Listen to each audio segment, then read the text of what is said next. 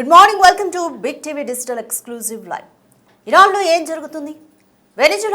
వెనిజులాని target చేసినట్టుగానే America Iran కూడా target చేయబోతుందా అంటే అవుననే చెప్పాలి. ఎందుకంటే ప్రస్తుతం ఇరాన్లో నెలకొన్న పరిస్థితులు చూస్తుంటే నిరసనకారుల్ని ఉక్కుపాదంతో అణిచివేసే విధంగా చర్యలైతే ఇరాన్ ప్రభుత్వం చేపడుతోంది.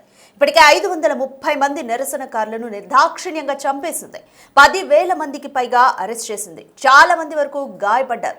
ఆసుపత్రుల్లో చికిత్స పొందుతున్నారు. కుటుంబాలు చిన్నాభిన్నమైపోతున్నాయి. ఇరాన్లో తీవ్రమైన ఆర్థిక సంక్షోభం నేపథ్యంలో ఇరాన్లో నిరసన పెరుగుతోంది. ప్రజలంతా కూడా స్వచ్ఛందంగా రోడ్డు మీదకు వచ్చి ఖమేనీకి వ్యతిరేకంగా నినాదాలు చేస్తున్నారు. అయితే నిరసనకారులపైన సైన్యం ఉక్కుపాదం మోపుతోంది. 10,000 మందికి పైగా అరెస్ట్ చేసింది. 500 మందికి పైగా నిర్దాక్షిణ్యంగా కాల్చి చంపింది. తమపై దాడి చేస్తే అయితే అమెరికాకు ఈ నేపథ్యంలోనే ఇరాన్ మరోపక్క వార్నింగ్ కూడా ఇస్తుంది. తమపై గినక దాడి చేస్తే మేము ఇజ్రాయెల్నే టార్గెట్ చేస్తామంటూ ఇరాన్ అమెరికాను హెచ్చరిస్తోంది. ఆందోళనకారులను ఉగ్రవాదులుగా పోల్చాడు ఇరాన్ అధ్యక్షుడు. సమాజాన్ని నాశనం చేసేందుకు అమెరికానే ఈ కుట్ర పన్నినట్లుగా ఆయన అభివర్ణిస్తున్నారు. ఇరాన్ అధ్యక్షుడు మసూద్ పెజెష్కియాన్ ఈ వ్యాఖ్యలు చేశారు. ఇరాన్పై సైనిక చర్య అవకాశాన్ని తీవ్రంగా పరిగణిస్తోంది అమెరికా. ఈ క్రమంలోనే ఇరాన్ అమెరికా మధ్య ఒక యుద్ధ వాతావరణమే నెలకొంది. ఆందోళనకారులకు ఏమైనా జరిగితే ఊరుకోమంటూ అమెరికా ఇరాన్ని హెచ్చరిస్తోంది. ఈ క్రమంలోనే సైనిక బలగాలను ట్రంప్ మోహరిస్తున్నారు. ఇప్పటికే దుబాయ్కి చేరుకున్నట్టుగా తెలుస్తోంది యుద్ధ విమానాలు. వైట్ హౌస్ నుంచి డొనాల్డ్ ట్రంప్ స్పందించారు. సైనిక దాడుల్ని కూడా మేము పరిశీలిస్తున్నాం అన్నట్టుగా ట్రంప్ అయితే వెల్లడించారు. సో ఈ నేపథ్యంలో ఇరాన్ని కూడా అమెరికా వశం చేసుకుంటుందా? ఏమవుతుందో చూడాలి. ఎందుకంటే ఇరాన్ ప్రజల మద్దతు కూడా అమెరికా వైపే ఉంది. ఖమేనీ ప్రభుత్వం కుప్పకూలిపోవాలని అక్కడ ప్రతి ఒక్క ఇరాన్ పౌరుడు ఆశిస్తున్నాడు. ఈ క్రమంలో ఖమేనీ ఇంకా సిచ్యువేషన్ని కాంప్లికేట్ చేసుకుంటున్నాడా? అమెరికాతో తలపడలేక ఇజ్రాయెల్ని టార్గెట్ చేస్తామంటూ అమెరికాని హెచ్చరిస్తున్నాడా? సో ఏ విధంగా ఉంది ఇదంతా కూడా? ఎటువైపుకి దారి తీస్తుంది అన్న ఉత్కంఠ నెలకొంది. మరోవైపు ఇరాన్కి ప్రపంచంతో సంబంధాలు పూర్తిగా తెగిపోయాయి. ఇంటర్నెట్ సేవలు లేవు, ఫోన్ సేవలు లేవు. సో ఇరాన్కి బయట ప్రపంచంలో ఏం జరుగుతుందో ఏమీ తెలియదు. అయినప్పటికీ కూడా అంటే నిరసన చల్లారుతుందేమో అన్న ఉద్దేశంతో అక్కడ ప్రభుత్వం ఈ నిర్ణయం తీసుకుంది. అయినా సరే చల్లారట్లేదు సరికదా. రోజుకి అగ్ని రాసుకుంటుంది ఇరాన్లో సిచ్యువేషన్. అక్కడ ప్రజలంతా అంటే మిడ్ మంత్ ఆఫ్ డిసెంబర్లో చెలరేగిన ఈ అల్లర్లు ఇంకా ఆగడం లేదు.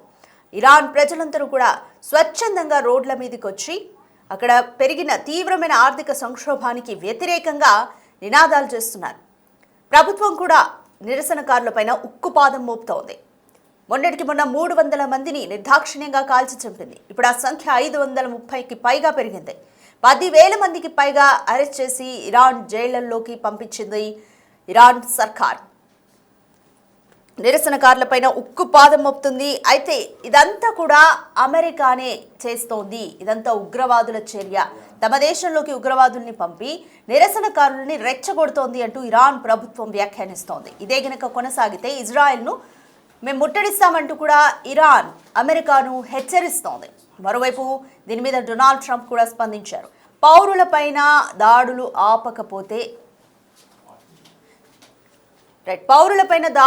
ఆపకపోతే యుద్ధానికి దిగుతామంటూ డొనాల్డ్ ట్రంప్ కూడా ఇరాన్ సర్కార్ని హెచ్చరిస్తున్నారు.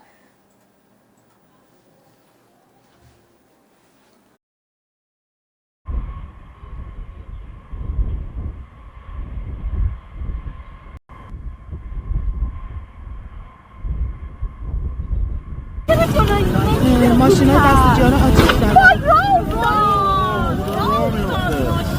یعنی آدم نه این ساعت‌ها یادآور شب غذای این سانتی‌ها رو می‌بردن بدن بهشون. مردم آتیش زدن. آقای صاحب خرش رو برم بر بریم.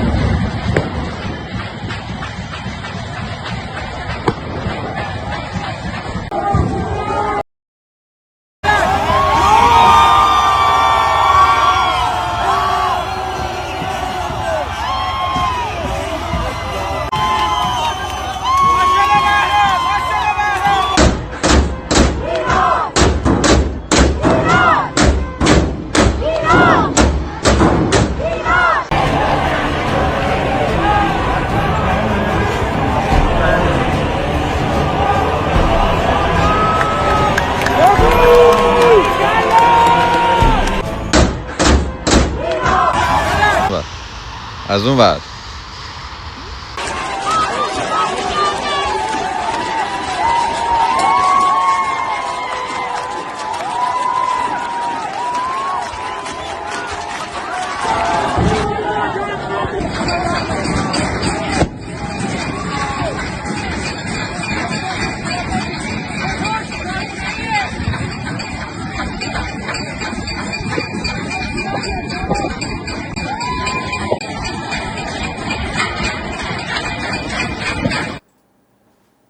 రైట్, వెనిజులాను టార్గెట్ చేసినట్టే అమెరికా ఇరాన్ని కూడా దాడి చేసి ఆక్యుపై చేస్తుందా? సో సిచ్యువేషన్ ఏ విధంగా ఉంటుంది? మోర్ డీటెయిల్స్ మా ప్రతినిధి శివాని అడిగి తెలుసుకుందాం. రైట్ శివ, ఇరాన్లో నెలకొన్న పరిస్థితి చూస్తూనే ఉన్నాం. గత కొన్ని రోజులుగా అక్కడ నిరసన సెగలు అయితే చల్లారడం లేదు, రోజు రోజుకి పెరుగుతున్నాయి. హింసాత్మక ఘటనలు కూడా పెరుగుతున్నాయి. ప్రభుత్వం అక్కడ నిరసనకారులపైన ఉక్కుపాదం మోపుతుంది. ఇప్పటికే 530 మందికి పైగా చనిపోయారు. సో అమెరికా ఎటువంటి చర్యలు తీసుకోబోతుంది? యుద్ధానికి కూడా సిద్ధమవుతున్నట్లుగా తెలుస్తుంది. Complete details. ప్రజెంట్ సిచ్యువేషన్ చూసుకుంటే వెనుజులా తర్వాత ఇరాన్ పై అమెరికా దృష్టి సారించింది. దానిలో భాగంగానే అక్కడ కృత్రిమంగా అల్లర్లు సృష్టించడం ద్వారా ప్రభుత్వానికి వ్యతిరేకంగా అక్కడున్న ఖమేనీ వ్యతిరేక వర్గం నినాదాలు చేయడం, అల్లర్లు సృష్టించడం అనేది కూడా జరుగుతోంది.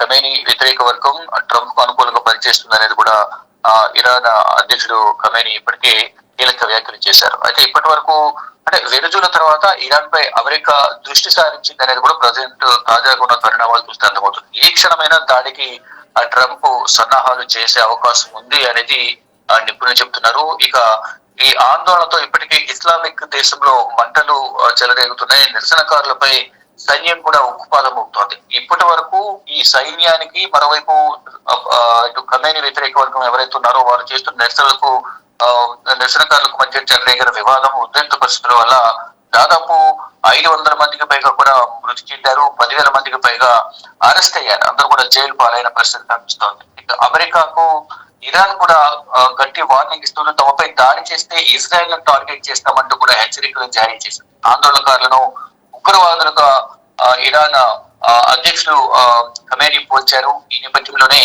అంటే ట్రంప్ ఆదేశాలతో ఇదంతా జరుగుతుంది. ఇప్పటికే వెనిజులా అధ్యక్షుడిని బందీగా చేసుకుని అక్కడ ఆయిల్ నిల్వలను విదేశాలకు అమ్ముకునేందుకు కూడా ప్రయత్నాలు చేస్తున్నారు. నెక్స్ట్ ఇక్కడ చమురు నిల్వలు ఎక్కువగా నిల్వ ఉండేది, చమురు అనేది ఇరాన్ లో ఉంటుంది కాబట్టి ఇరాన్ తమ చెప్పు చేతలు పెట్టుకునేందుకు తమ అధీనంలోకి తీసుకునేందుకు ప్రయత్నాలు చేస్తున్నారు. దానిలో భాగంగా ఖమేనీ దానికి అంగీకరించకపోవడంతోనే కృత్రిమంగా అల్లర్లు సృష్టించి ఖమేనీ వ్యతిరేక వర్గం ద్వారా అక్కడ అల్లర్లు క్రియేట్ చేస్తున్నారు అనేది కూడా ఖమేనీ వర్గం కూడా ట్రంప్ పైన ఆగ్రహం చేస్తున్నారు. అంటే అక్కడున్న ఎవరైతే నిరసనకారులు ఉన్నారో వాళ్ళందరినీ కూడా ఉగ్రవాదులుగా పోల్చారు. సమాజాన్ని నాశనం చేసేందుకు కుట్ర పడినట్లుగా ఇరాన్ అధ్యక్షుడు మసూద్ షెజెస్కి కూడా సజెషన్ వెల్లడించారు. ఇక ఇరాన్ పై సైనిక చర్య అవకాశాన్ని తీవ్రంగా పరిగణించింది అమెరికా. ఈ క్రమంలోనే ఇరాన్ అమెరికా మధ్య యుద్ధ వాతావరణం కూడా నెలకొనే అవకాశం అయితే కనిపిస్తోంది. అంటే గతంలో కూడా అమెరికా ఇరాన్ మధ్య యుద్ధ వాతావరణం కొనసాగింది. ఖమేనీని ఏ విధంగా బందీగా చేసుకోవాలి అనేది కూడా భావించారు. గతంలో యుద్ధ సమయంలో కూడా ఖమేనీ పరారీలో ఉన్నారు, అతను ఎక్కడున్నారో క్యాప్చర్ చేశాము, ఏ సమయంలో అటాక్ చేస్తామంటే గతంలో కూడా కొన్ని వ్యాఖ్యలు చేసిన అమెరికా. అయితే మధ్యలో కొంత సద్దుమణినప్పటికీ కూడా ఇప్పుడు వెనిజులాకు సంబంధించిన అధ్యక్షుని అతని భార్యని బందీగా చేసుకోవడం మళ్ళా ఇప్పుడు తర్వాత ఎవరిపైన దృష్టి సారిస్తుంది అమెరికా, ఎవరిని బందీలుగా చేసుకుంటున్నట్టు కూడా ప్రపంచవ్యాప్తంగా కూడా చర్చ జరిగింది. దానిలో భాగంగా నెక్స్ట్ ఖమేనీ ఇరాన్ కు సంబంధించిన ఖమేనీ ఇరాన్ పై దృష్టి సారించే అవకాశం ఉందని అందరూ భావించారు. దానిలో భాగంగానే ఇప్పుడు అక్కడ అలర్లు క్రియేట్ చేస్తున్నారు. ఈ క్రమంలో సైనిక బలగాలను ట్రంప్ మోహరించారు. ఇప్పటికే యుద్ధ విమానాలను కూడా దుబాయ్ కు చేరుకున్నట్లు కూడా సమాచారం అయితే అందుతుంది. ఇక వైట్ హౌస్ నుంచి డొనాల్డ్ ట్రంప్ స్పందించారు. ఇక సైనిక దాడులను పరిశీలిస్తున్నట్లు కూడా ఆయన వెల్లడించారు. అంటే సైనిక దాడులకు దిగితే ఇరాన్ కు ఇంకా భారీగా ఆస్తి ప్రాణ నష్టాలు జరిగే అవకాశం అయితే కనిపిస్తోంది. కానీ దీనికి సంబంధించి కొంతమంది వ్యతిరేకిస్తున్నప్పటికీ ఇప్పటికే ఒక దేశాధినేతను వెనుజులా అధ్యక్షుని బందీగా చేసుకోవడం పట్ల కూడా ఇటీవల అమెరికాలో మేయర్గా ఎన్నికైన వ్యక్తి కూడా రోడ్లపైకి వచ్చి ట్రంప్ కు వ్యతిరేకంగా నిరసన వ్యక్తం చేస్తున్నారు. అంటే ఒక దేశ అధ్యక్షుడిని దాడి చేసి తీసుకురావడం అనేది ఎంతవరకు కరెక్ట్, నియంత పాలన కొనసాగుతోందంటూ కూడా ట్రంప్ కు వ్యతిరేకంగా నినాదాలు చేస్తారు. ఇప్పుడు కూడా ఇటు ఇరాన్ పై కూడా అటాక్ చేసేందుకు ప్రయత్నాలు చేస్తున్నారు సైనిక దాడి. అది ఇప్పటికే అలర్లు క్రియేట్ అవుతున్నాయి, అలర్లు జరుగుతూ ఉన్నాయి. ఈ దారిలో సామాన్య ప్రజలు చనిపోతూ ఉన్నారు. వీరంతా కూడా ట్రంప్ కు అనుకూలంగా వారంతా మద్దతు తెలుపుతూ నిరసన తెలియజేస్తున్నారంటూ కూడా ఇటు ఇరాన్ అధ్యక్షుడు అలాగే మరోవైపు దీనికి సంబంధించిన ప్రధాని కూడా కీలక వ్యాఖ్యలు చేస్తూ ఉన్నారు. భవిష్యత్తులో ఏం జరుగుతుంది అనేది కూడా వేచి చూడాల్సి ఉంది. Right, thank you Shiva.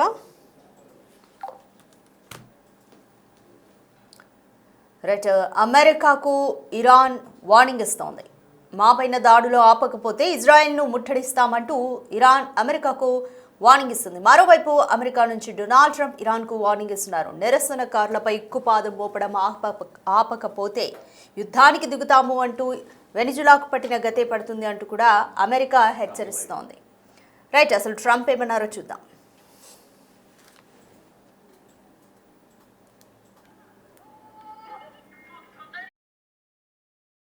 Aren't supposed to be killed. These are violent.